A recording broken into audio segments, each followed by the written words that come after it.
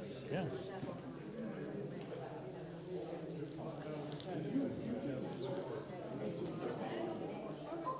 It's a weeping hall. No, the That's a weeping hall.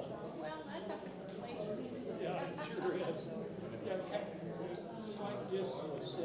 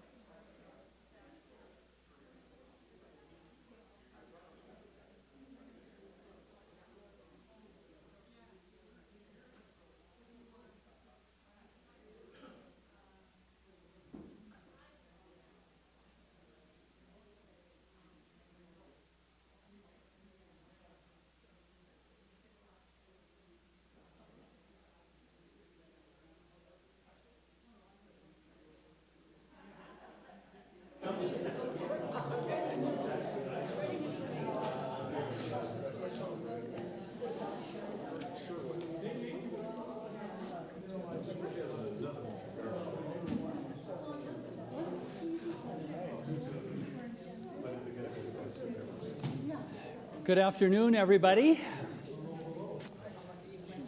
You made your way out of the haze and smoke, and you just appeared out in front of the church, right? Well, maybe it'll rain, maybe there'll be a breeze. Hopefully it'll clear out a bit. But it's good to see all of you here, and I think I'm wired up. I think I've got a remote, and I've got a stick.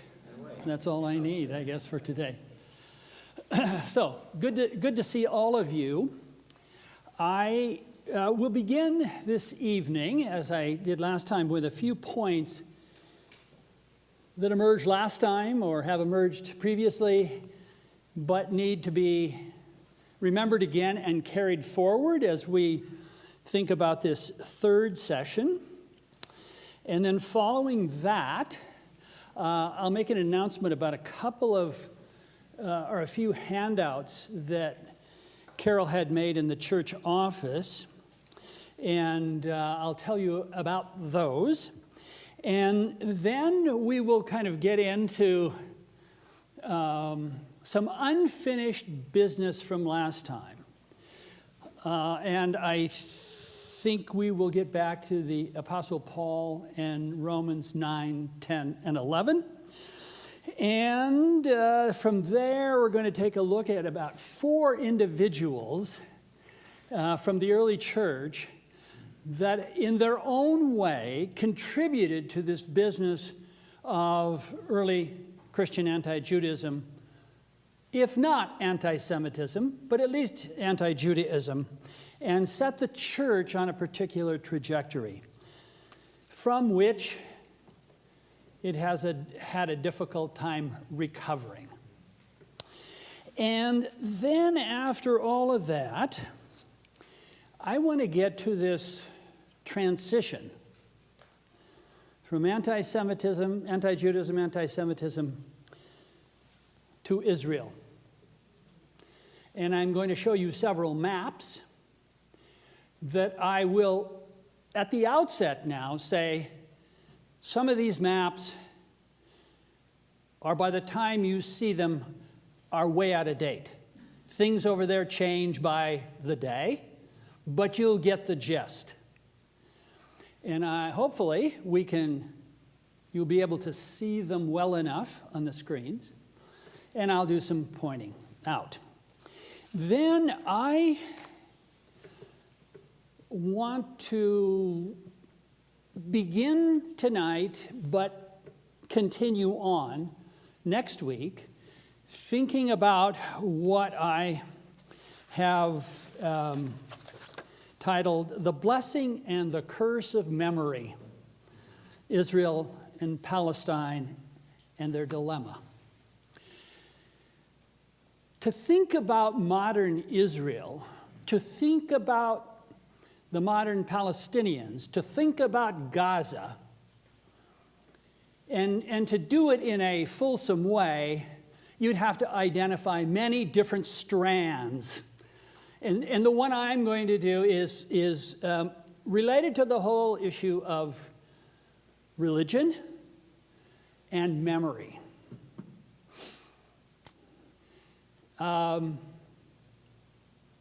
We won't get through all of that today, so we'll have to have a sort of awkward break and pick it up, I think, if things go. And if things go as they did last week, we may never even get to it.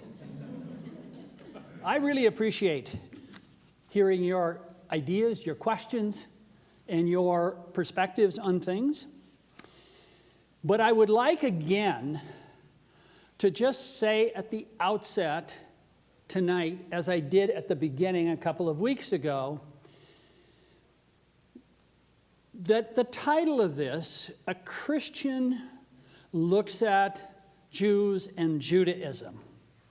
I'm identifying myself. In most cases, I'm identifying your position as well. And if we were going to, again, take a really full look at Judaism, Jews and Judaism, we'd have to do a lot more. But I'm interested in the way anti-Semitism, on the one hand, has roots in early Christianity, and on the other hand, how we need to think about Israel because of its historic but also contemporary significance, and how both of these things need to be worked through in our minds at the same time and with care to a delicate balance. That we don't just start talking about Gaza and make all sorts of generalizations and perhaps use some inappropriate vocabulary that could be construed and may be anti-Jewish or anti-Semitic. And on the other hand, how we ought not be held hostage by our concern there, and hence not make any claims about the Palestinian situation and their own aspirations as a people, and how we as Americans might struggle to hold both of these honestly in healthy tension. Okay, let's go back and think about. Yeah, Sherry? Jim, I had a thought last week, and Eric and I talked about this week. This is just maybe my own simple thinking, but it blows my mind that we as the United States think that we can be a leader in solving this problem when what we have done with the indigenous people that were here when we came here, they don't live a free and good life in our land. Would they say they're a sovereign nation, but they're not really? So, I mean, I don't understand why we think it's a simple solution. Yeah. Well, I have a Jewish friend who is very pro-Israel. He's an American, but very pro-Israel, and has said in a very heart-to-heart, honest conversation in our living room one time, that what's the difference between what's going on between the Jews and the Palestinians and the Western European Americans and the indigenous Native American people? He has a point. My only reply could be, if what we did to the Native Americans and the indigenous people who were here when we European types arrived, if that's the moral standard going forward, then we're in a lot more trouble than I ever thought. And we've been trying to figure this out with Native Americans in one way or another, many, if not most of which, have not been very helpful, to say the least. You're right, you're right. And you could go to Australia, New Zealand, and see their own version of this issue. Okay, point number one. We talked last time about the significance of World War II and the Holocaust in terms of how they precipitated renewed thinking about Christian complicity in anti-Judaism and ultimately anti-Semitism. I think, we're virtually all post-World War II folks, but that was a searing kind of thing for many thoughtful and serious-minded Christian folk, as well as Jewish folk, and many others, about how this could happen. In the heartland of probably the most well-educated and sophisticated society in the world at the time,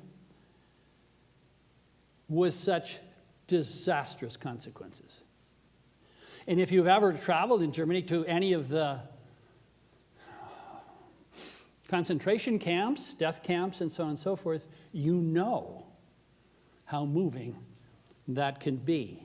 And Christian theologians, thinkers, scholars tried to think about how this can be thought about in healthy and new ways to prevent it happening again. I simply remind you, I saw it again the other day on the evening news. There are those who want to deny that the Holocaust ever took place, and that it too is a Jewish conspiracy, made-up conspiracy, to curry advantage for Jewish people. That, in my book, is absolutely, personally and intellectually obscene. It happened, folks. Second of all, we've talked the first time, last time, and we continue to think about it. It'll come up again. How we think about the difference between inner and inter-religious disputes. Thirdly, I used Matthew 27:15-26 as an example of how a Christian sacred text might sound rather insidiously anti-Judaistic to Jewish ears. Before Pontius Pilate, the Jewish crowds say, "His blood be upon us and our children." Now, if you take that biblical text at only face value and literally, you can get yourself into a very dark corner, I think, with regard to Jewish complicity in the crucifixion, the killing of God. Number 4, we did talk a little bit about how, in the first 100 years after St. Paul, how he and the figure of Abraham, which is important to Paul, were turned against the Jews, and how the Jews came in early Christian circles to be thought to be replaced by Christians as the people of God.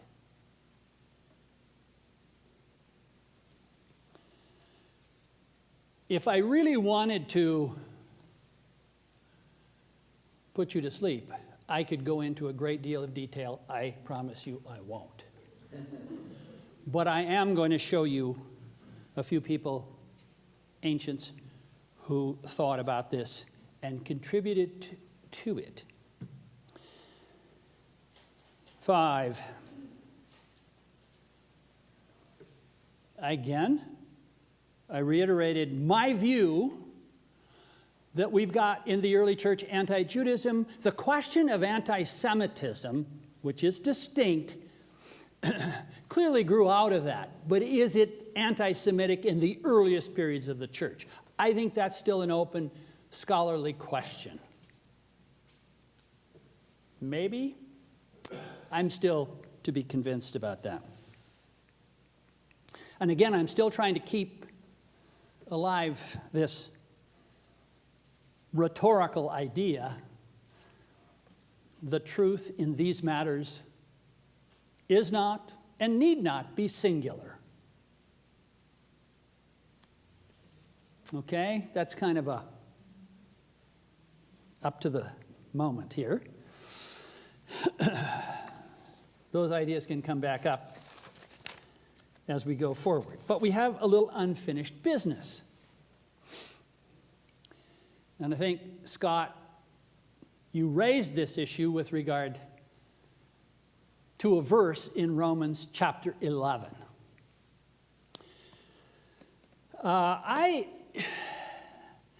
think there is no place, certainly in the New Testament, and probably no place for the first, earliest post-Paul years, that deals with this issue of Christ on the one hand and the people of Israel on the other, as Romans 9, 10, and 11. And I'm just going to read the opening of chapter 9 so you get a sense of how Paul is thinking about this question. Paul writes in Romans chapter 9, verses 1 and following, "I speak the truth in Christ. I am not lying. My conscience confirms it through the Holy Spirit. I have great sorrow and unceasing anguish in my heart. For I could wish that I myself were cursed and cut off from Christ for the sake of my people, those of my own race." The people of Israel, that is, theirs is the adoption to sonship, theirs the divine glory, theirs the covenants, the receiving of the law, the temple worship, and the promises. To the Jews belong the patriarchs, and from them is traced human ancestry of the Messiah, who is God over all, forever be praised. Amen. He will go on in the next verse and say, "It is not as though God's word has failed, for not all who are descended from Israel are Israel." He's alerting us. The real problem for him is, has God's word failed? Because the vast majority of Jewish people do not think Jesus is the Messiah. Now, if you wanted to follow this circuitous and indeed tortuous route through the remainder of chapter 9, chapter 10, and into chapter 11, I will pick up toward the end in verse 23 of chapter 11. Okay. He's here speaking now to the non-Jews, to the Gentiles. After all, if you were cut out, you Gentiles, were cut out of an olive tree that is wild by nature and contrary to nature, were grafted into the cultivated olive tree, how much more readily will these natural branches be grafted into their own olive tree?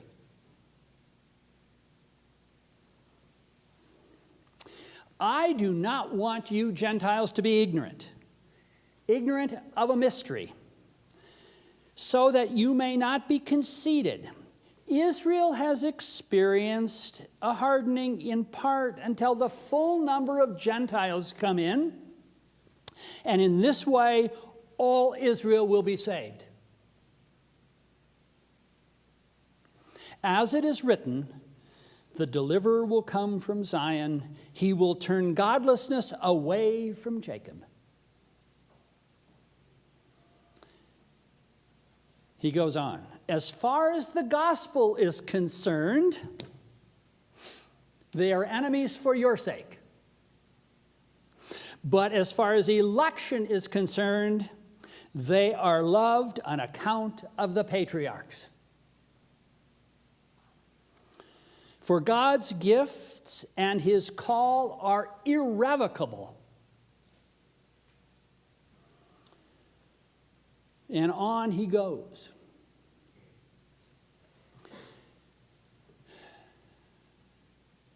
Okay. I think there begins the strongest argument for the notion that Paul not only was a Jew, but he remained a Jew throughout his life on this earth.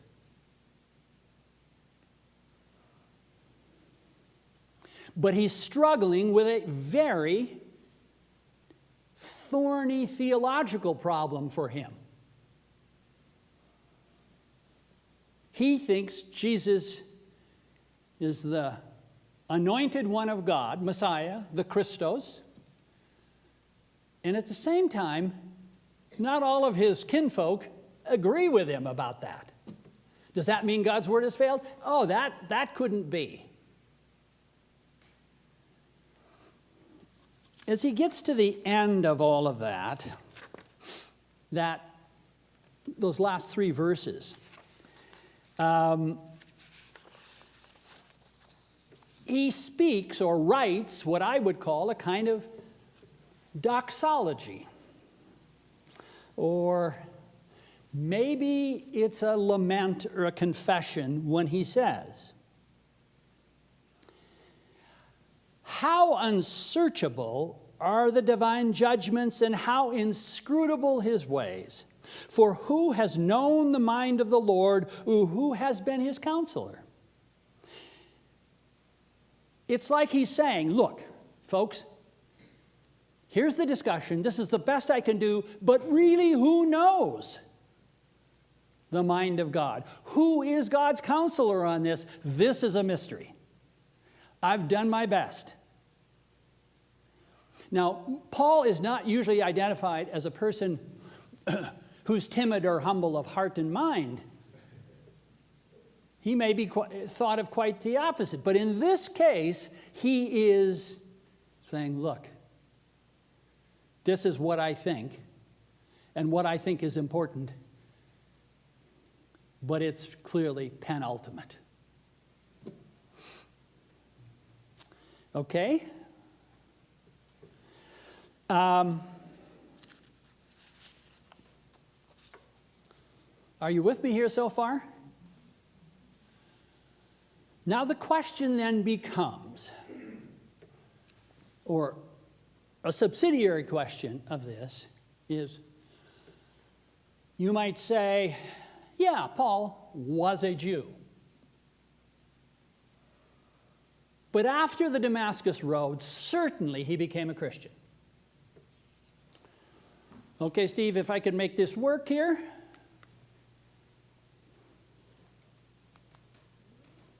I think I'm on. The big one.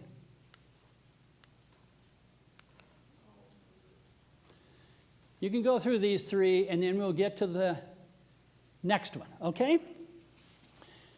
Good.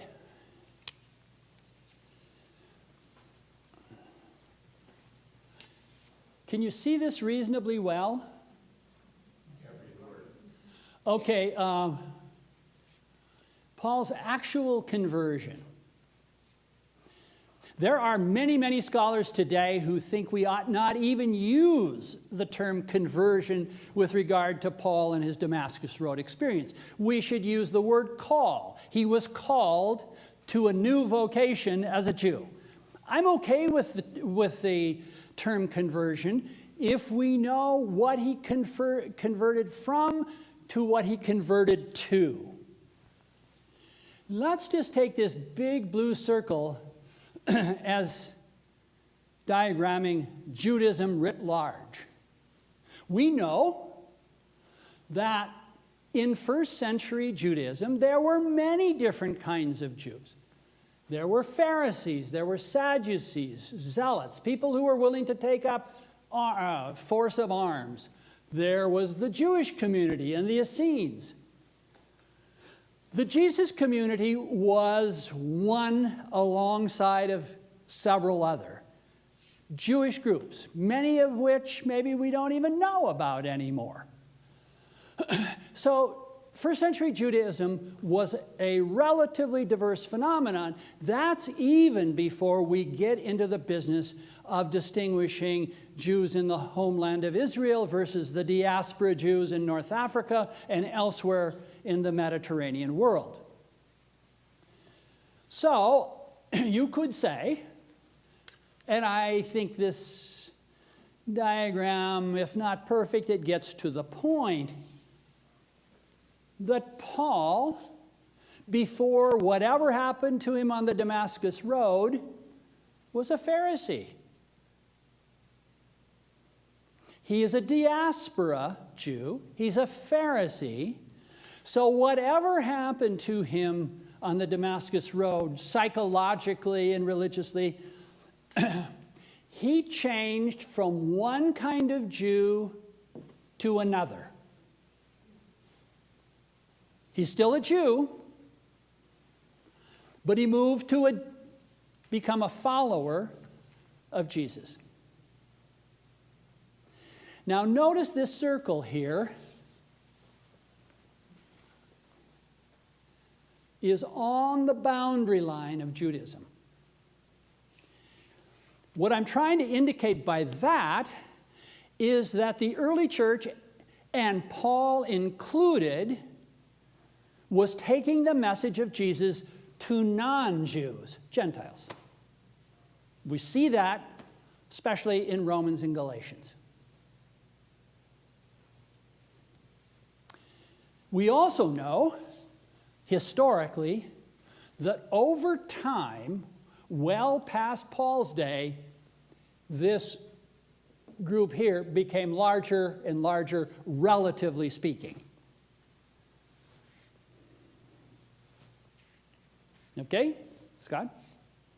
So is that to say, or would there be an additional point to say that Jesus community initially sees itself as Jewish, but now it's on the border, and it's going to grow to a point where it becomes a separate circle? Okay, yeah, I think that's true. I think that's correct. But at this point, I'm not really making too many theological claims. More sociological claims. Well, sure. It's a social reality. And, you know, when you read parts of Galatians, for example, there's conflict apparently in Galatia over the issue of eating. Who do you eat with?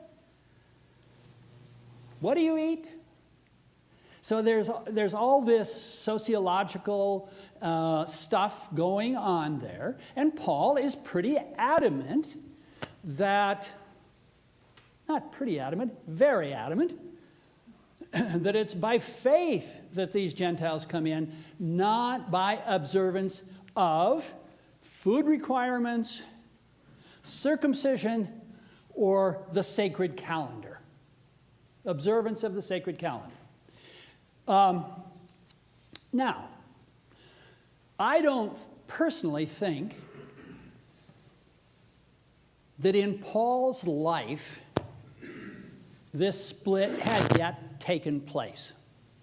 The distinction, yes, but not the severance of this Jesus-following community from being the circle. Now, over time, just from a social point of view, you can see how that community outside the boundary of Judaism is just going to grow larger and larger and larger. Sherry? So, is there a time period within, I don't know, not like a year or anything, but when did the Jesus community drop celebrating the Jewish holidays and rituals and only start celebrating the new Christian rituals? Yeah. Is there like a century or a time period for that?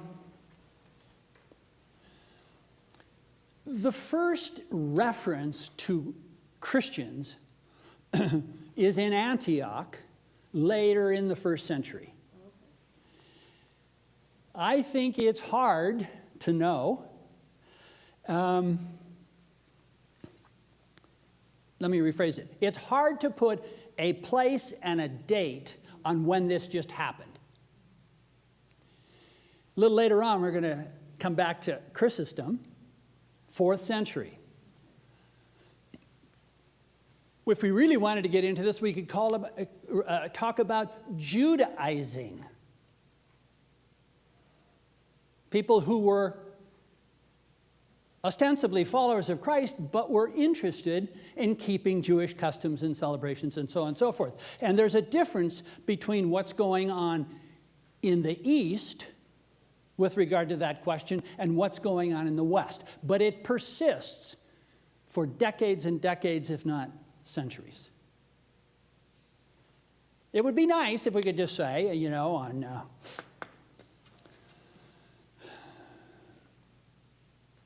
the 21st of January in this place, everybody said, we're going our own way. I mean, when did celebrating the resurrection become more holy than celebrating Passover for those people? Because they're connected on the calendar, so to speak. Yeah. In my mind, it makes me think, when did that kind of, take a back seat? Well, the followers of Jesus early on, his disciples, are recorded or reported to have seen the risen Christ in these New Testament Gospels, which are written in the last third of the 1st century, when the oral tradition comes to be written down. And that's very important for those followers. And over time, again, I can't be overly precise, but over time is going to take precedence over keeping some of these other traditions. Scott? I think it's a question of how and when does it become institutionalized? And that's a process. It is a process. We talked about Constantine a couple weeks ago, who finally, how does that go, allows for the freedom of Christian believers in the empire. And he becomes emperor in 312, and in 313, even within his time frame, he doesn't automatically convert to Christianity. He's baptized on his deathbed. Yeah, so all of this, I think the question of, I think the very earliest Christians celebrated the resurrection. It's a matter of, when did that become a holiday? Yeah. Well, the social versus the theological, like you were talking about earlier. Yeah. And that's why the circle on the edge there is, I think, so important. Yeah. Because May I interrupt for a moment and say, maybe you've seen this. PBS, last 4 Sundays, has shown this 4-part Ancient Roads from Christ to Constantine. Now, that has been out a while. You can go, if you're a member of public TV, you can go to Passport and you can get them. And watch them if you want. Now, they may be divided up a little differently in terms of sessions and sequences, but you can see this. It gives you a pretty good overview of how the church, how Christianity began to make the figure of Christ central, but it was persecuted along the way, and it was struggling, and then you get to Constantine, and you have the Nicene Creed put together, and all of that. And we, in our churches, still recite the Nicene Creed, although it was revised in 381 to fix some things up. Okay. Now, I'm willing to say that I don't think Paul himself ever thought about separating from Judaism, but what he did contribute to was a theology of the inclusion of Gentiles that sociologically over time would probably result in the same thing that he did not necessarily want to happen or wouldn't think about it happening. So,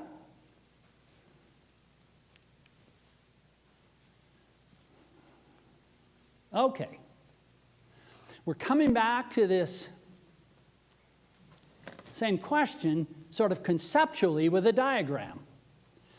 Sherry, whenever this happened, started to happen in a one corner here or the whole shebang, now we have later Christian interpretations of Paul's so-called conversion on the Damascus Road. And notice,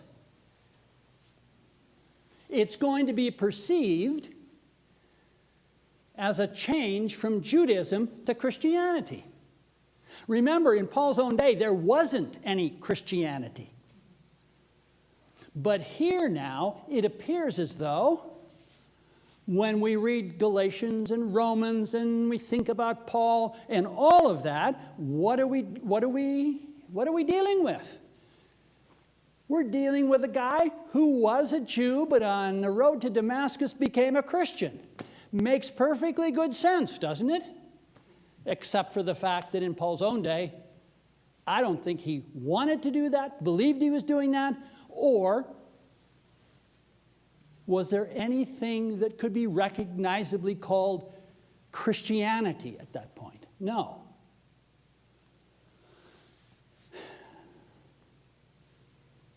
Are we all? But this made a whole lot of sense. It's not a very big jump from seeing Paul moving from Judaism to Christianity to seeing the group on the left as having been superseded or replaced by the people in the group on the right.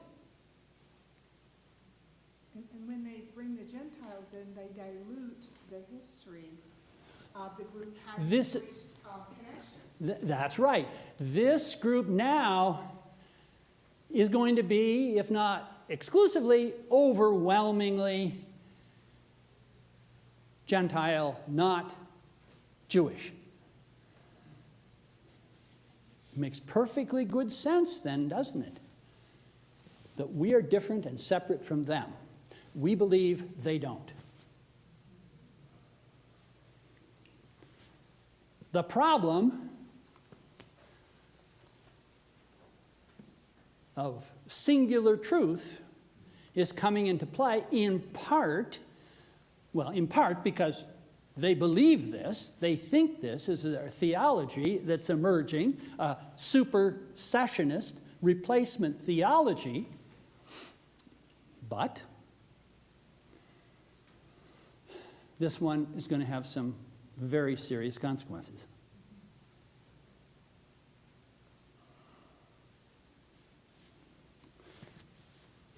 I get on a roll, so I just have to stop here, and if there are questions or ideas.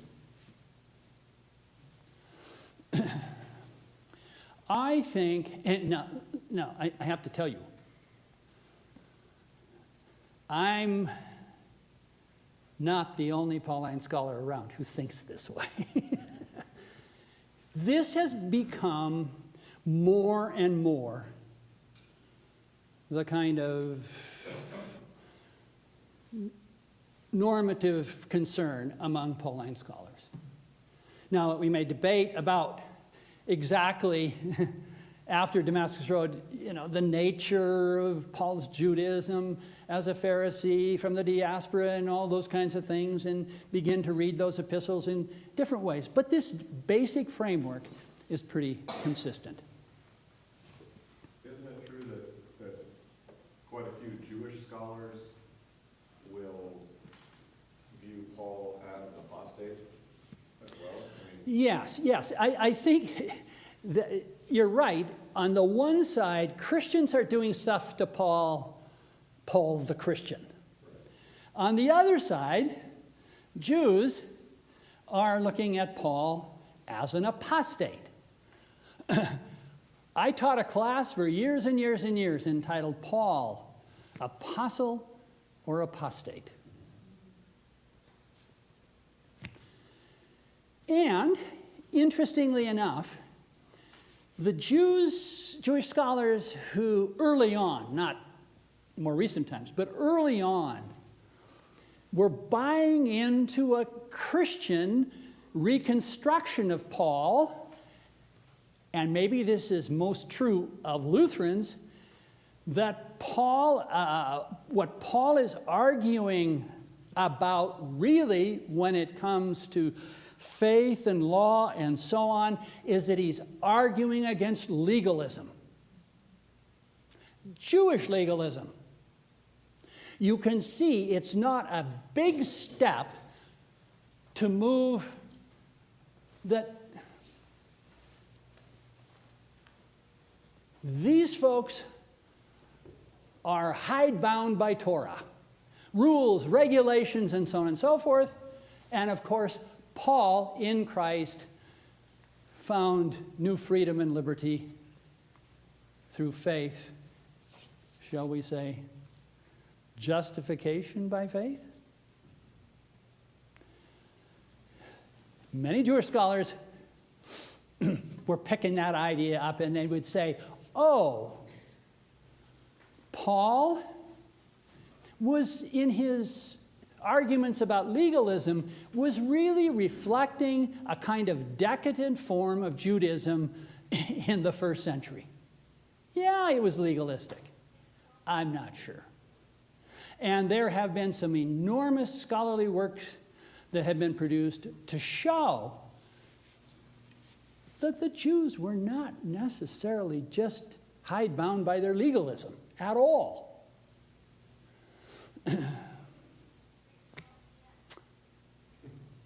Here we are.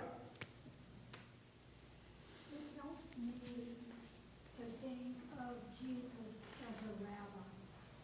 He was a Jewish rabbi. Teacher. Yep. And I don't know if you have to go to seminary to get that title. I kind of think, you can correct me, that teachers emerge. Yeah, I think you're right. I think Jesus was a teacher. He was a particular kind of teacher, a sort of folk teacher, itinerant preacher and teacher. Now, I can see that he may have come into conflict with the priestly establishment in Jerusalem in certain ways. He never left. He was a Jew. He never stopped being a Jew. He was crucified as a Jew. He was crucified as a Jew.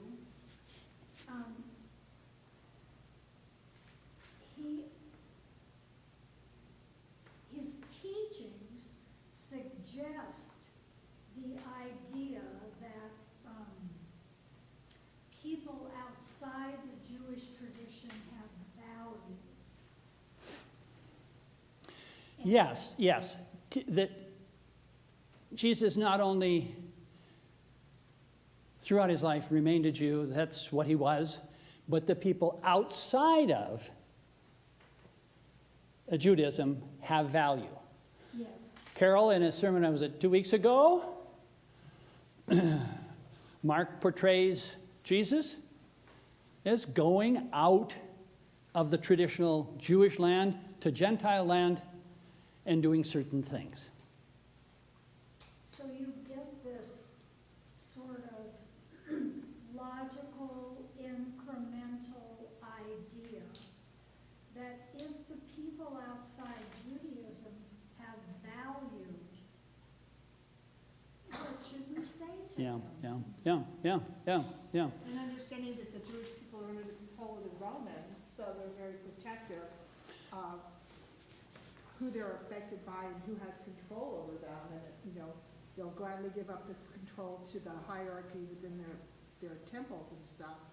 But now you're talking about something completely different, and so. Yeah. So I agree with what I'm hearing here, Jesus was a Jew. He remained a Jew to the end. I just want to make sure everybody understands that Paul was a Jew and remained a Jew to the end. But we don't occupy that position. We occupy centuries of tradition that's operated with this sort of framework. Okay, now, let me just show you a little bit in the next slide. Can you give me the next one, Steve, here? Okay. You know, that I changed that. It's not 3, it's 4.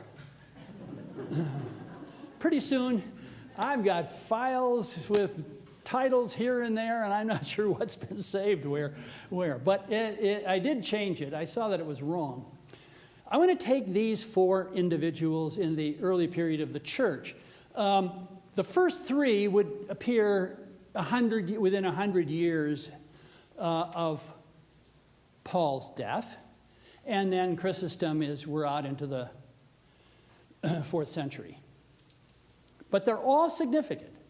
Have you ever heard of Marcion before? I know some of you have. You've probably. We don't know much about Marcion directly from his own literary production. What we do know mostly is what his opponents said about him. You know, that's not a very, as we all understand in the political season, that's not necessarily a very reliable thing. But nonetheless, they took him seriously, those who were writing against him. And long story short, Marcion was probably born later in the 1st century, but really came to the forefront on in toward the middle of the 2nd century of the Common Era. And he was a rather wealthy man. He had been up on the Black Sea. That's where he, I think, was born. And he was a trader, a merchant, became really quite wealthy. But he also came up with a particular theology that I think Christians still flirt with sometimes. And that is, okay, the Old Testament over here represents a God who is wrathful and judgmental. Over here, the God and Father of Jesus Christ is a God of mercy, grace, forgiveness, etc. And you can divide it up pretty much that way.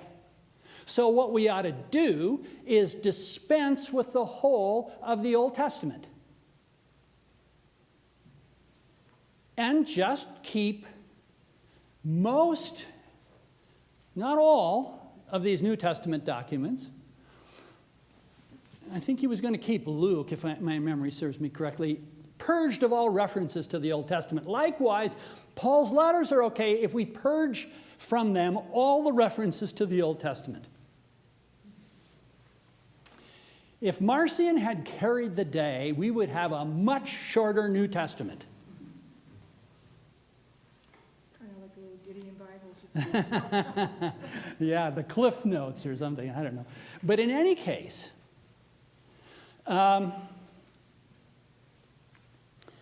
Marcion made his way to Rome. He gave, what was it, something like 200,000 sesterces. I don't know how you translate that into dollars, but it was a sizable gift to the Roman Christians. When they didn't really agree with him, he decided to take it back.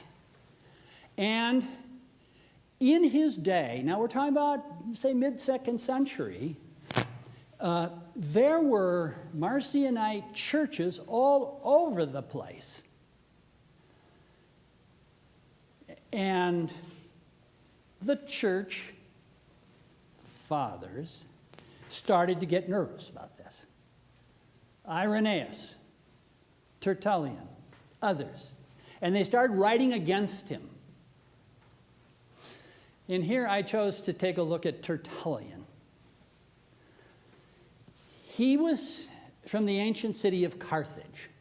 Probably He was not a bishop or anything like that, but he was a theologian thinker, and he produced a lot of material in the late and early 3rd centuries.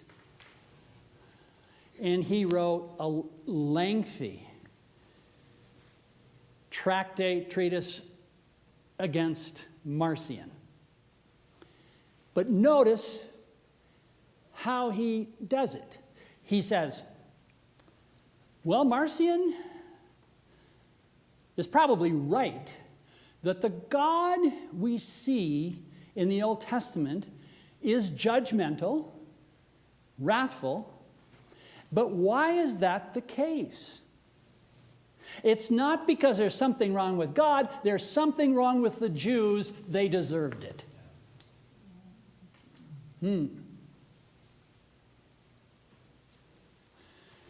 Please, no one tell me that theological ideas don't have consequences, or any ideas. They do. So, yeah, right. We can get rid of Marcion by shifting the responsibility from God to the Jews. They're a disagreeable, ignorant, and contrary people. I'm echoing certain language from the Bible. That was to stick. And you can see how the destruction of the temple would come to be seen as God's judgment on this contrary people. And there will be lines of thinking that say, because of their rejection of Christ, they have been condemned to wander the world. Okay. 2nd century again, middle part of the 2nd century. Mentioned his name to you before, Justin Martyr.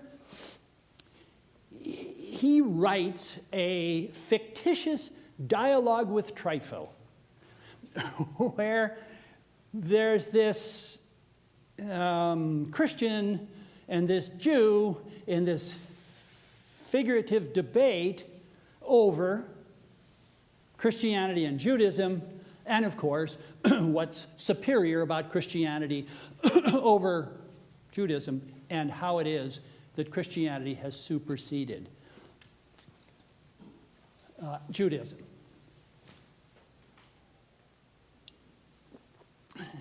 I could tell you that Justin Martyr thinks a lot of the Apostle Paul, but it's a supersessionist Apostle Paul that he does. And again, Justin Martyr and some others are called the apologists, the defenders of Christianity.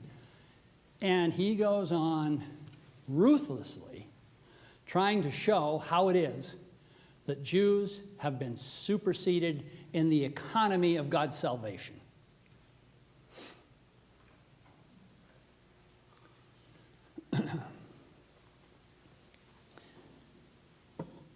Now, it is the case that Chrysostom, literally golden mouth, Chrysostom, great orator, that's what that means, and he was. And he was a deacon in Antioch before he became the bishop in Constantinople, later in his life. And he wrote one sermon after another on Paul's epistles, and they're really quite remarkable. But he also preached several sermons to his own congregation condemning the practice of Judaizing. It came to his attention that some Christ followers in his church were continuing to celebrate some of the Jewish festivals and maybe even honor some of their practices. Now we're into the 4th century. Constantine has been around. He has passed from the scene, and here you have it. Chrysostom uses really quite violent language to condemn this practice. He's not speaking directly to the Judaizers, but to members of his congregation who should root them out. Now, we know that that practice wasn't limited to Chrysostom's world. Judaizing was going on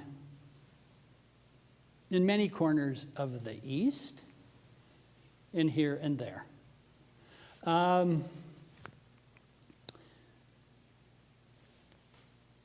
How pervasive it was by the 4th century is a little hard to tell. By the time Constantine legalizes Christianity, privileges Christianity and all that, now there are social reasons why you may want to become a Christian and just stay there. Could you define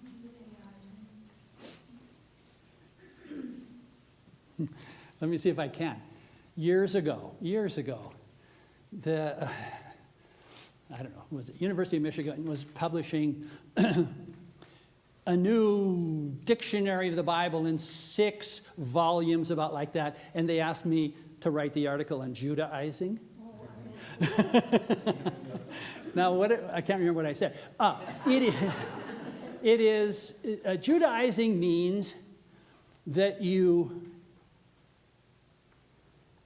continue or start practicing Jewish customs and behavior.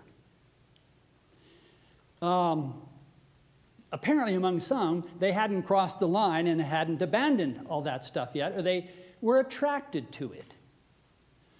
And in fact, there was a council. Nicaea was the first, but there were subsequent councils into the 4th, 5th, 6th century. And in one of those councils, there was an explicit condemnation of that. Now, why was it? Was it primarily theological? I suppose you could say so, but I think it was primarily sociological, as the church was continuing to build its own self-identification and draw its own boundaries. We are this and not that. And when you claim to be this, but you practice that, you're blurring the boundary. And when the church is in this process of self-definition, you can see how they may, or Chrysostom may, reject that, condemn that. So they're saying we need to cut our ties with Judaism. I think that's basically it. It sounds to me like there's like this confusion or a blurred line between what's ethnic and cultural as opposed to what's religious, too. Because if you grew up in a Jewish community where you kept kosher and you did certain things and all that, and you may have come into a place in your life where you were exploring the other theologies, but this is the way you know to eat and live. I mean, am I wrong to think of it that way? No, I think increasingly, though, the separation is becoming more pervasive and pronounced. Because there's a right and wrong side. Yeah, it's singular. Right. Yeah, Eric? Well, I was just wondering, are these four leaders approximately the same era where they were preaching these philosophies in the 4th century? Is that what you said? These 3 are earlier. 2nd and early 3rd centuries. Chrysostom is now into the 4th. And beyond Constantine, even. So I'm wondering, so my question is it about this time that the Christian church started splintering into denominations, or a certain amount of denominations, because as if the Christianity and the Jewish world wasn't enough conflict under God going on. Then you started splintering out into all these. Well, I don't think we get to denominations yet, but what we do get to divisions. There are all kinds of gospels that have been written. We sometimes lump them together and call them the Gnostic gospels. Right. And interestingly enough, you have some of these same people, Tertullian, Irenaeus, and others, who are writing against these Gnostic Christians of one sect or another, you know, the Gospel of Mary and this and that. We have obtained copies of those simply because the church's best effort to suppress them was not always successful. In fact, roughly in the time when the Dead Sea Scrolls were discovered, there was a great archaeological find in the Nile river valley called the Nag Hammadi. And the Nag Hammadi texts had some of these. They're a little later, obviously, than the New Testament Gospels, and they're, shall we say, eccentric. This splintering out there is going on, and the church, especially with people like Tertullian and Irenaeus and some others, are trying to keep those things at bay. But they're out here. It's going to be later before we get to what we think of denominational splintering. You're in the 11th century, and the Eastern Church and the Western Church separate. Hence, the Orthodox communions and the Roman Catholic Church, and it's out of the Roman Catholic Church in the 16th century that you have the Protestants appear on the scene. So, Scott? I keep coming back to the word institutionalizing. I think what's happening here is a battle for who's going to get to make the rules for this emerging institution of Christianity. And just like there is today, there are certain voices and certain people in political and social positions that they're going to come out on top, and they get to make the rules. So, you know, all of these heresies that were floating around, and Marcion is only one of them. You know, there's Arian and Yeah, I mean, the Arians prompted the Council of Nicaea in many ways, you know. So, I mean, but it's all that matter of how do you know, the institution is going to want to control people and tell people how to believe to some degree or another. Yeah. Yes, I think that's probably true. However, just flip the coin over for a moment. I have said, and I guess because I said it, I think it's true, that if there hadn't been a process at some level of institutionalization, that Jesus community probably would never have survived. Oh, I totally agree. And so institutionalization is not, by definition, from beginning to end, a bad thing. Oh, I'm not saying that. No, I just want to make sure that when you read the church fathers, Irenaeus and Tertullian and others, about the edifice they were building of the episcopacy and bishops and the preservation of so-called the kerygma, the truth. It was a magnificent system. Now, it had problems historically down the way, and the Orthodox in the East were not quite that Latin or Roman. And in the West, the whole system got off the rails at various times. And so it's a really mixed bag, I think. But institutions do provide a kind of definition and stability, but they can also be, how should I say, ruthless in their control. And they also provide a very strong platform for which these anti-Semitic anti-Jewish and anti-Semitic Yeah, yeah, ideas get propagated. yeah, yeah, yeah, yeah. And I think it's really important in light of the turmoil that's going on in the Middle East right now and the perception that some people have about things, is I think it's really important for us to hear what you said. This happened in the second, the third, and the fourth century, which was, 200 or 300 years before Muhammad and before Islam. So, we as Christians we have so much responsibility and accountability about how this happened, and we just can't blame it on the Muslims. We just can't. No, absolutely. Again, we all know what happened in 1492. Columbus sailed the ocean blue. What else went on? Spanish Inquisition. The Jews were kicked out of Iberia. And I mentioned to you, at least they bill it in Venice, the first Jewish ghetto. If you go there, you go to Venice, go see it. It's very interesting. So you're right. The Jews were, and maybe the Christians too, were dealt with, at least for the first 300 years of the Moors, in really quite effective and humane ways. But when Ferdinand and Isabel came and Columbus sailed the ocean blue, kick the Jews out, or you're given a choice. Muslims do. Convert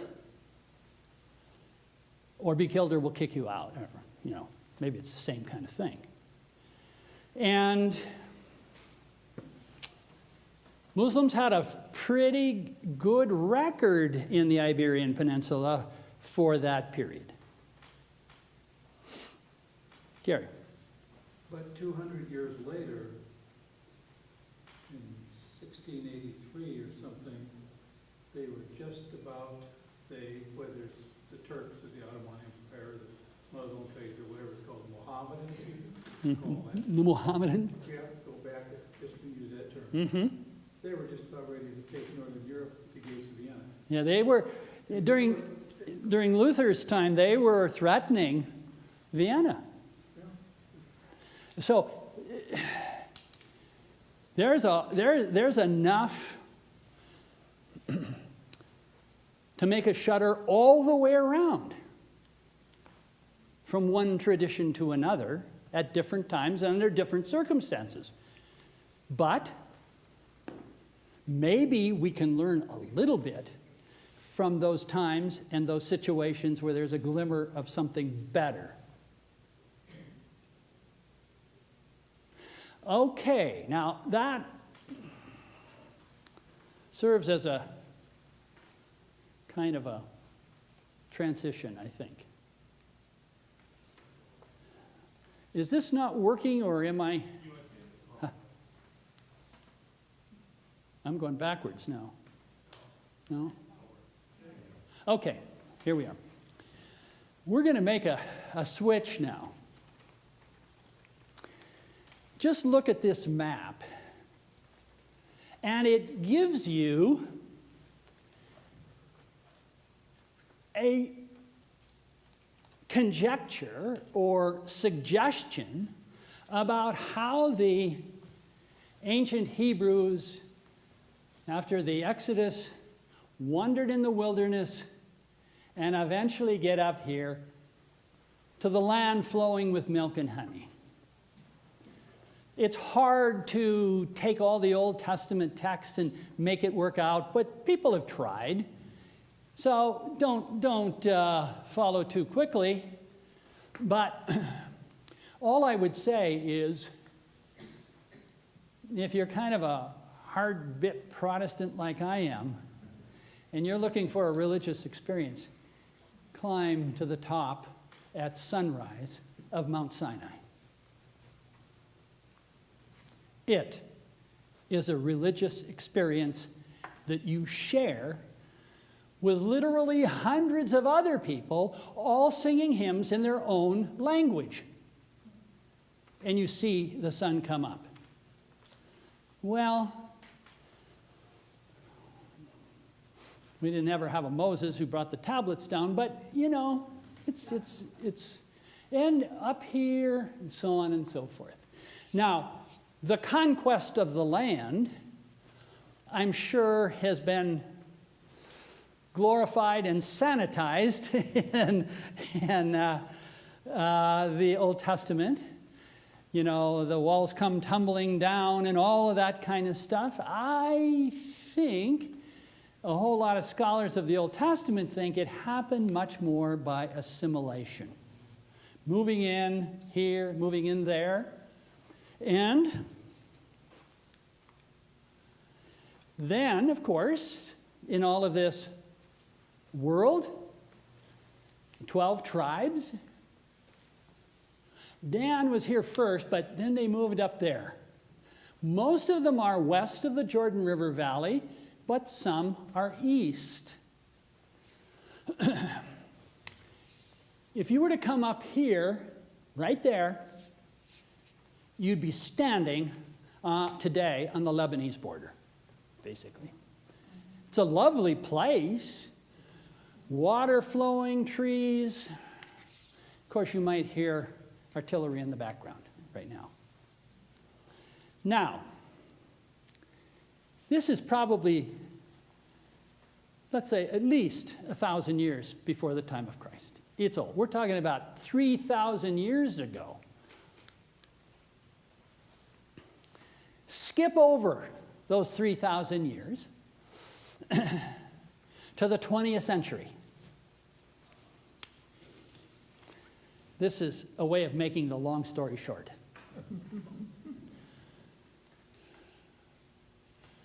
The Holocaust and what it had wrought in Europe is becoming more and more evident by 1947. Keep in mind, and I think I said this the first time, that World War I saw the end of some of the world's great empires. The Austro-Hungarian Empire, the Ottoman Turkish Empire that had ruled Israel and all around the Mediterranean for 500 years and more. And the Russian Empire came to an end. The Brits and the French were still hanging on. After World War I, the treaty that ended that gave a governing mandate to the British to rule the Holy Land. The French got up in the Levant, a little further north. So, post-World War I, leading up to World War II, the Brits are trying, in their imperial way, to control the Holy Land. Now, keep that in your mind. The other thing that appears in the late 19th century is the whole business of Zionism.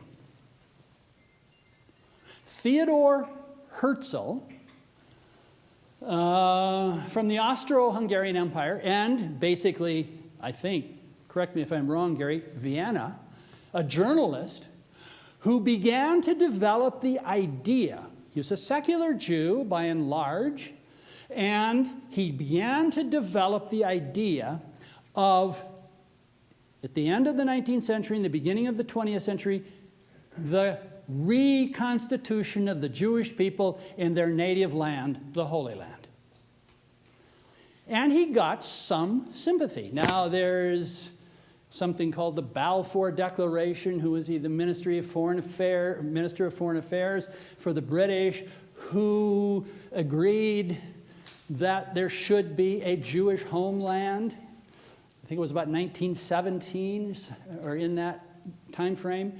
He wrote a letter and stated that. His whole government wasn't necessarily on board with it, but things in those early decades of the 20th century meant that there were waves of Jewish Zionists coming back to the land, and they were setting up kibbutzim, kibbutzes. Most of those were agricultural in the day, but it was an attempt, in a sense, to settle the land. And over time, even before World War II, the idea was articulated a land with no people for a people with no land. The problem was there were a lot of people in this land. They just didn't happen to be Jewish. They were Arabs. Many of them, perhaps most of them, were Christians in the day, but some were Muslim. Needless to say, as the Zionists came back and as the Arabs kind of figured out what was happening, in the beginning, I think many of them got along just fine. But as things became clearer, there was friction, there were skirmishes here and there, and things got really bloody. And the Brits said, we've had enough of this. And after World War II, what happened? Some of the Jews who survived the Holocaust came back in larger numbers. The Brits were done. They wanted out. But then what? Linda. I have a question. In the United States, Native American populations held the land as communities, but there was not individual ownership. And I think the Aborigines, to go to Sherry's point, were similar. Was that true in this area? Well, it would be more true. It would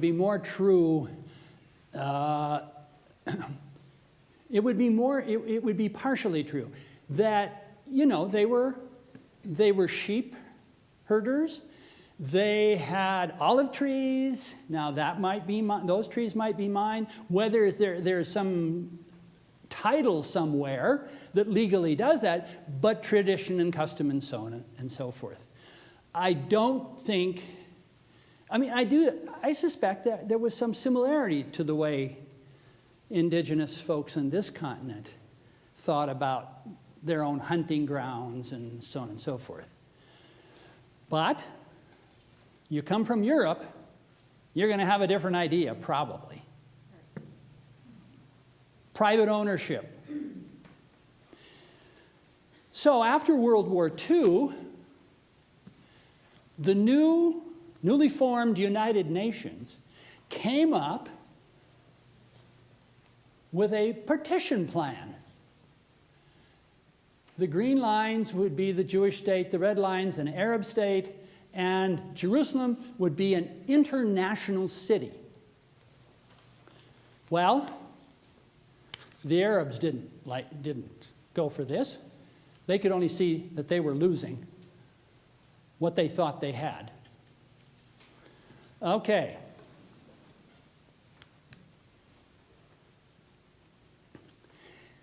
In 1948, David Ben-Gurion and his Jewish allies and supporters and so on declared an independent Jewish state. So, 1948, 52, 24, what is that? How many years ago? 52 and 24, 76? The anniversary?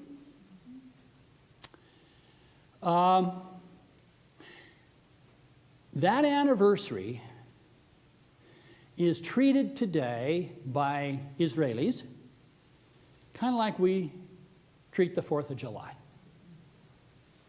Julie and I happened to be in Tel Aviv, and we flew in late at night, and we were just going to be there for a day or so before going to Jerusalem. We got up the next morning and decided to go for a walk. We hadn't thought that this was Jewish Israeli Independence Day.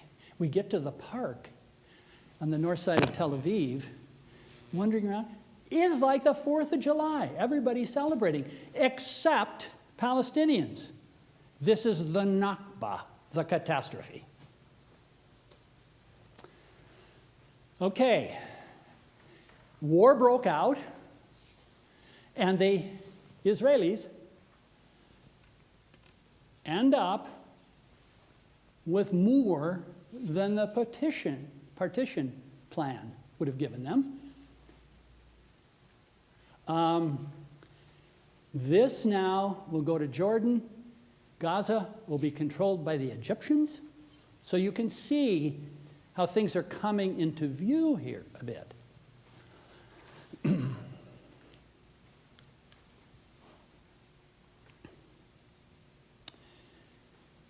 From 1948, 49 until 1967,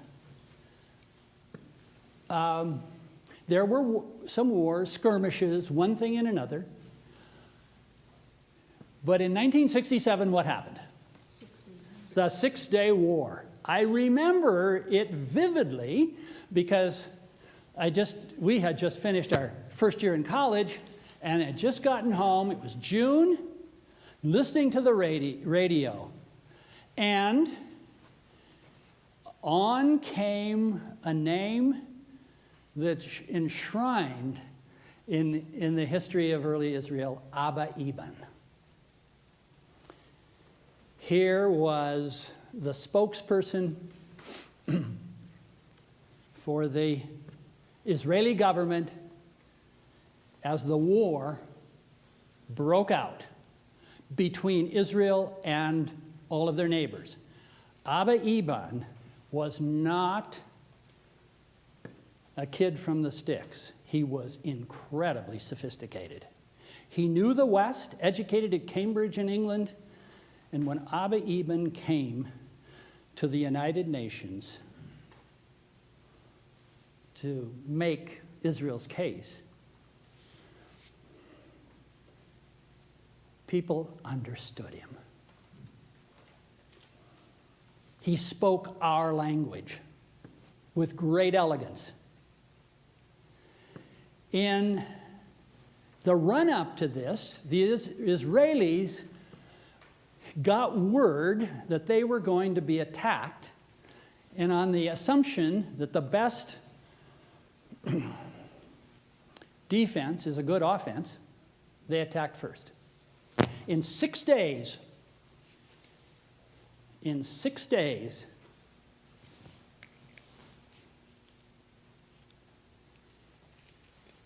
they took the entire Sinai from the Egyptians. They took the West Bank from Jordan and the Golan Heights from Syria in 6 days. Rarely has there been such a decisive military victory. And there were some people who realized that this could be a problem. I think Moshe Dayan was one and a few others, because now, all of a sudden, the Israelis had control over a whole lot more Arab people. There were some Arabs who were citizens of Israel, but now they've got all of this. Was it during Jimmy Carter's time, Sinai went back to the Egyptians? But we still got Gaza out here.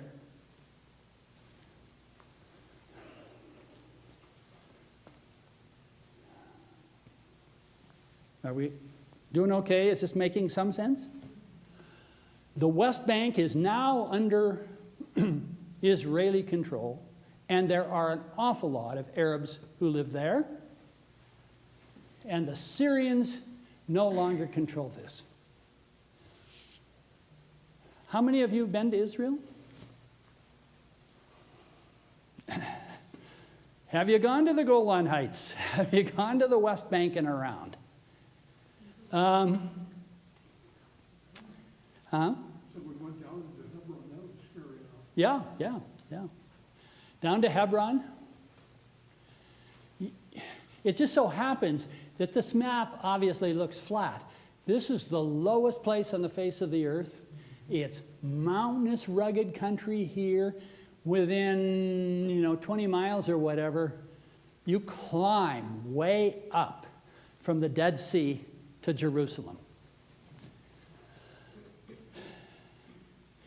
Well, here we are.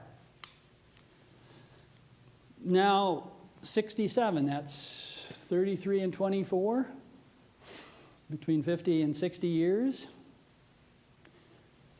This has been talked about, it has been written about, and there have been steps along the way. There was the Yom Kippur War in the fall of, 73? The Egyptians thought that they had acquitted themselves better against the Israelis during that war than they had in 1967. Anwar Sadat was the Egyptian president. He really appealed to a lot of Western people. We were living in England at the time when he was shot by officers in his own army. We thought that was a tragedy, which I think it was. But all the Arabs who lived around us thought this was he got his due. He sidled up too closely to Golda Meir and the Israelis. Now, how is it going to develop? If you look at just Jerusalem, this is the old city, which is just a part of this. The blue line here is Israel's municipal boundaries, 1949 to 1967. This is the Arab part over here. The green is Israeli built-up areas, Palestinian built-up areas, and then the old city.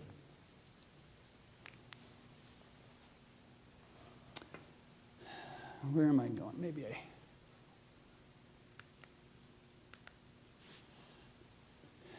This map identifies itself as 2002. This is just the West Bank. And the black rectangles are Israeli checkpoints. You're going through security checks, wherever.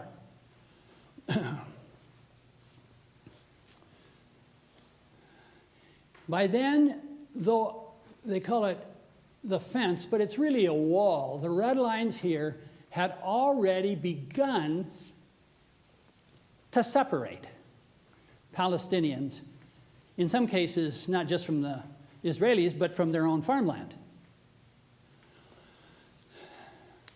And then places where the West Bank, or the fence wall, is being extended. That was back now over 20 years.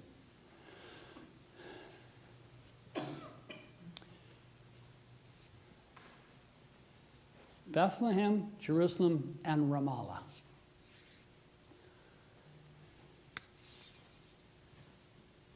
Ramallah and the old city of Jerusalem, I'm just going to give you an impression rather than a precise mileage, is probably from not any further than from maybe Summers and the north end of Kalispell. It's close. And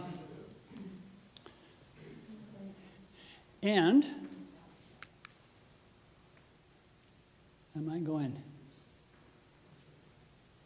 Jerusalem now. There's the old city. The blue line,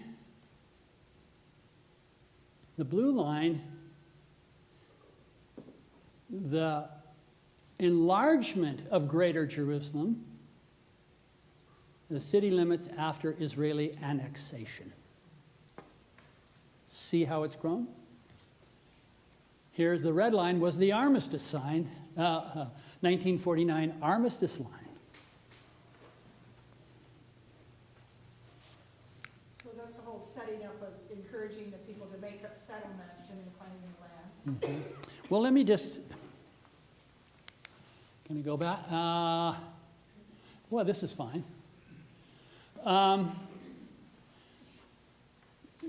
This is after 2002, but you can see these little blue triangles. Those are Israeli settlements, and then the big yellow areas are settlement blocks. They're just bigger.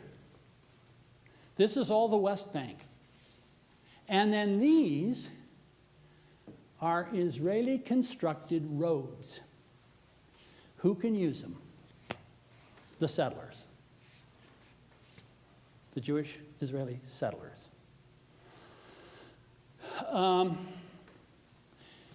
A personal story. Do we have a little more time here? I'll wrap this up.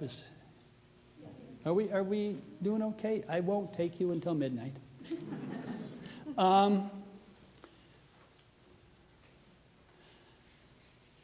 About 10 years ago, Julie and I were invited to accompany the college's orchestra to Israel and Palestine to perform and play with Palestinian musicians.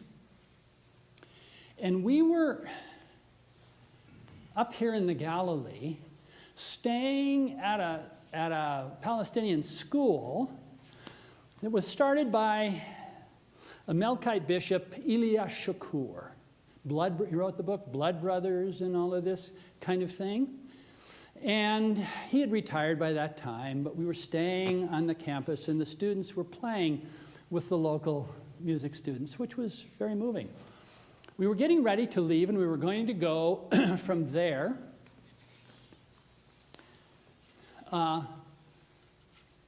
to Ramallah, right here.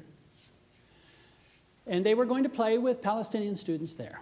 One of the students was really sick, stomach stuff. And so we hired a car, and Julie went with him from the Galilee down to Jerusalem to the Augusta Victoria Hospital, which is Lutheran World Federation Hospital, and see if he could be seen. And he was. The rest of us were going to travel by bus down here and have lunch in Jericho. Then we'd make our way to Ramallah, which is on the other side of the fence. And I don't think we had cell phones, did we? You were kind of on your own, and we were doing our thing, I guess. And she was going to go with this young man after the hospital to Ramallah, which meant that she had to go through a checkpoint, the Kalandia checkpoint. What we didn't know, she didn't know until she got to Ramallah, but they had a hard time getting through the checkpoint, the two of them. We're in the bus, and we have lunch, and we know a guide we've worked with often, and after lunch he said, "Jim, we've got a problem. Basically, Ramallah is closed." Because on this same trip, when Julie and I were there for Independence Day or the Nakba, this was just a few days after this, the security forces had shot 3 young Palestinian boys. And the lid was coming off of things. So there were riots and so on and so forth. And then Nodder, our guide and intrepid guide and friend, looked at me and he said, "Jim, I have an idea." And I said, "Before we get there, are we well advised to take these students in there at all. And he said, oh yeah, we'll be fine, we'll be fine. What he meant by fine is, we're going to take a big tour bus and sneak in the back way. I said, "Not good luck on that one." But we did it, and we got in there, and and this is a moving experience for young people, anybody. We get there, and the young Palestinian musicians who are going to be playing with our college student musicians at what they call the Arts Palace, which is a concert hall, beautiful, are getting together for pizza before they play together. And these kids discover that the 3 kids who were killed are good friends with some of the musicians. I was never so proud of these college students from the Midwest of the United States who, before the concert started, got up, or one of them got up, and named the 3 kids who had been killed and said, "We musicians have agreed this concert is going to be played in their honor." The reality of all of this comes home very, very quickly. And I tell you this in part also to tell you how narrow or how small the space is from here to here, Ramallah to Jerusalem. Julie and I could look out of our hotel room in Ramallah and see a bridge next to the old city in Jerusalem out of our window. Of course, there's a wall that separates it and all the checkpoints. Jim, could I ask you to give us a definition of Palestinian, especially from the Israeli-Jewish perspective? Well, very conservative Israeli Jews will say there is no such thing as the Palestinian people. This is a fabrication that Arabs in this land have created as a matter of self-identity. I've never been particularly persuaded by that argument. If they want to be called Palestinians, Arabs in there, power to them. And Yasser Arafat, of course, was the leader of the Palestine Liberation Organization. And when he came to the United Nations, the contrast with Abba Eban couldn't have been greater. He had a kafaya on, he had a pistol around his waist, and he doesn't speak our language very clearly. I don't mean he could speak English, he could, but our language. Okay, 2020. The West Bank cities, by size, you can kind of see. Jerusalem.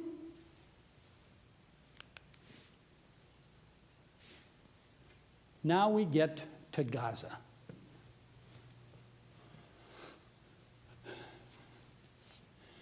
From the Eretz crossing down here to the Rafah crossing, probably 20 miles. At the narrowest point, maybe 5, 4 or 5. And in 2005, I think I mentioned this to you before, in 2005, I don't think, Julie, you were with me, but I was in Israel for a good chunk of time that summer, and the government had decided that they were going to get out of Gaza, the Israeli government. And the few settlers who were in there, they were going to remove. Well, that was exceedingly contentious, and cars all over the place, Jerusalem, Tel Aviv, wherever, had ribbons on them indicating their opposition to this. But after I left in the fall, they did it. They bulldozed those settlements. And then they basically, over time, built what this says, high-risk area, no-go area, and then a fence.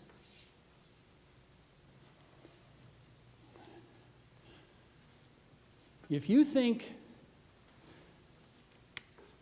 human habitation and density in the Flathead Valley gets pretty high in the summer, think about putting anywhere from 2 million to 2.4 million people in that area.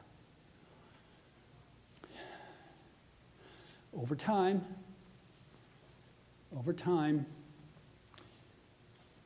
Hamas was elected to rule the Palestinian Arabs in Gaza. And in the West Bank, they were quote unquote governed by the Palestine Liberation Organization.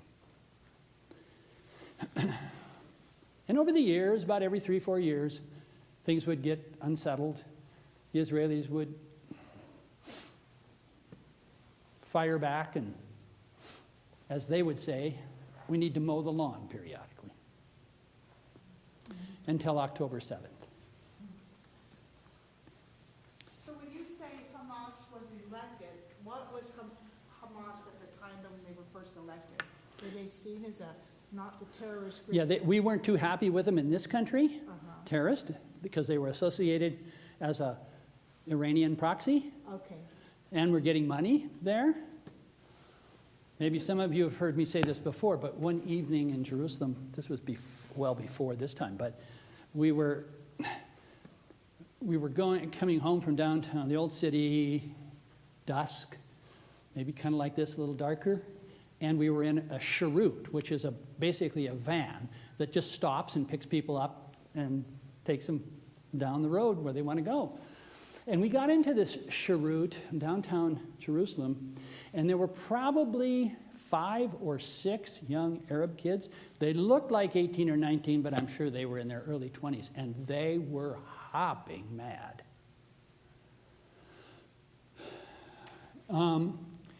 We get in there, and there's a guy, an Arab gentleman, middle-aged, with a little boy, and he speaks English very well, lived in this country for a period of time, and he said they're Hamas members. And they're angry about this and that, and so on and so forth. And I thought, oh yeah, this is just what we need. We had our youngest daughter with us, and pretty soon they weren't just satisfied arguing with each other. They wanted to talk to me. Well, my broken Arabic and their broken English, we were still able to communicate quite a bit, and then the guy translated every once in a while.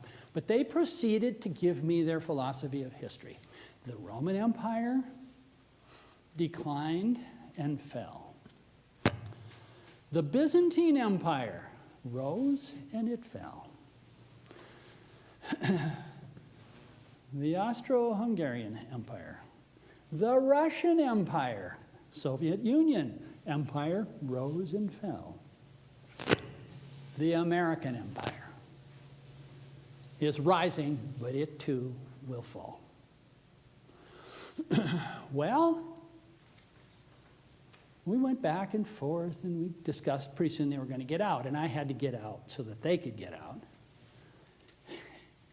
And it's still etched in my mind. I stand like this. And they come out one at a time. I just assumed they'd take off and run. Oh no. Each one, in order, hand out, smiling from one ear to the other, thanking me for the conversation. Now, I don't want to overinterpret what that meant. That's a kind of an Arabic hospitality thing. And I'm not saying they're just kind and cuddly and would never engage in conflict or anything like that. But it was a reminder that we're dealing here with people, human beings who are trying to live and find their way. I don't know where.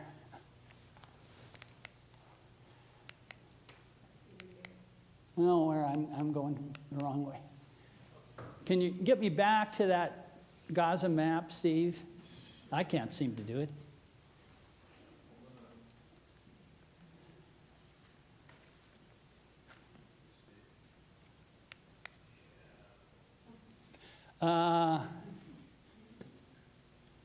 Yeah, there, just hang on there for a second. We're just about done. Okay. I think you've heard me say before that my position is Israel has a right to exist and be secure, but they don't have a right to occupy and oppress another group of people. And right now, you'll get different numbers and you'll get different conflicting population numbers because it's a highly politicized question. Are there more Arabs or Jews? It's pretty close, I would say. Israel is ostensibly a Jewish state. They don't want to occupy and annex all of these Palestinian territories because now all of a sudden the Jews may be in the minority. It's no longer a Jewish state. And at the same time, that notion then means that they're an occupying force, and the Palestinians' term of the day is all the settlers who've moved into these territories are what they will call, that whole phenomenon they will call settler occupation. And it's a brutal situation. It is a brutal situation. How do we get out of this thing? That's the rhetorical question. When we gather on Wednesday next, I want to talk to you about this blessing and the curse of memory. I don't know how many times people have said to me, why can't we just get those people in a room and settle this thing? That's a good American perspective. You know, we're not necessarily very successful at it either. We have tried. We have been both, the United States, in one measure or another, has been both part of the problem and part of the solution. And it's not clear where we are at any given moment. One thing we know is we send a lot of money to Israel, and we send a lot of weaponry. Then why do you do that? Well, yes, we have some sort of agreement, but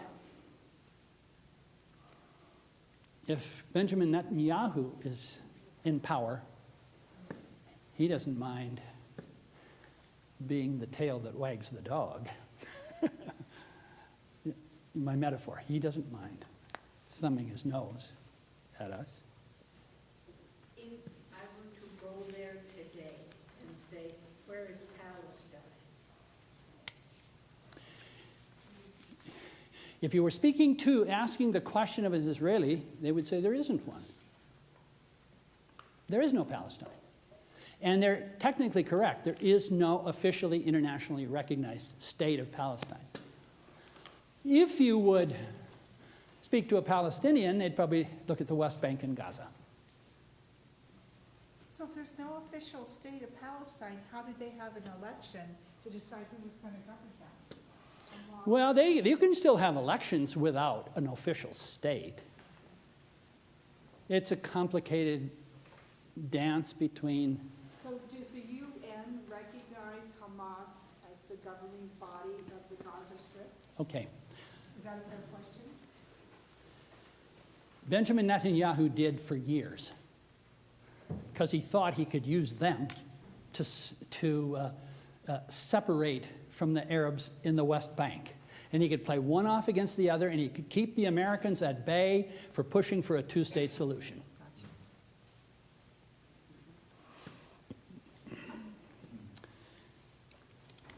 In conclusion, let me just say, This past week, it comes back to your question in some sense. I don't know, I've subscribed to the New York Review of Books for years. And the issue, the September 19th issue came, and it's an article written by David Schulman. An unlawful presence. And it gets to this whole business, and he's responding to this, that on July 19th this summer, the International Court of Justice in The Hague handed down its advisory opinion on Israeli occupation of the Palestinian West Bank and, indirectly, Gaza. And they concluded they're illegal. Now, David Schulman is Israeli. He's a peace activist who lives much of his life. We didn't hear, what did they decide?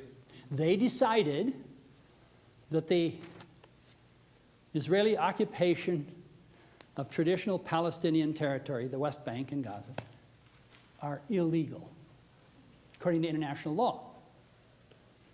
Of course, that sent certain Israeli politicians just, doesn't mean anything. It's absurd, you know, how all that works. But Carol made a few copies of this for anybody who would like to read it. She also had Jill make a few copies of that article I referred to last time by A.J. Levine and New Testament texts and how they could be looked at, she's Jewish, could be looked at from a Jewish point of view, and how Christian worship leaders and clergy might try to think about explaining and dealing with these texts. I apologize for keeping you, but we'll try to finish this up next time. Thanks.